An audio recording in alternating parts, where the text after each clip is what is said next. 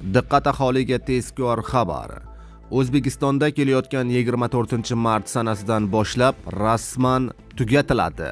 Barcha fuqarolar tezda xabardor bo'ling. Assalomu alaykum, hurmatli tomoshabinlar. O'zbekistonda va jahonda sodir bo'layotgan eng so'nggi xabarlarni o'tkazib yubormaslik uchun hoziroq like tugmachasini bosib qo'yishni unutmang.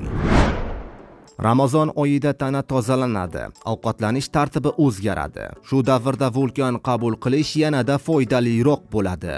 Mahsulot ta'siri yana ham tez bilinadi. Tunda tez bezovtalik, peshob chiqarish muammolari, achishish, og'riq, tahorat buzilish holatlarini tez va samarali davolashga yordam beradi. Jinsiy quvvatni ham sezilarli darajada oshiradi. Hoziroq bizning nomimizdan qo'ng'iroq qiling, 30% lik chegirmaga ega bo'ling. Mahsulot yetkazib berish mutlaqo bepul.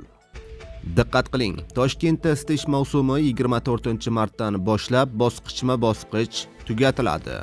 So'nggi kunlarda havo haroratining mo'tadil bo'lishi isitishga ehtiyojni kamaytiradi.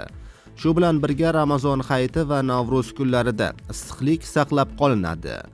Jarayon bosqichma-bosqich amalga oshirilib, uylarda harorat keskin o'zgarib ketmasligi ta'minlanadi. Shahar xizmatlari bayram kunlarida ham kuchaytirilgan rejimda ishlaydi, deyiladi xabarda.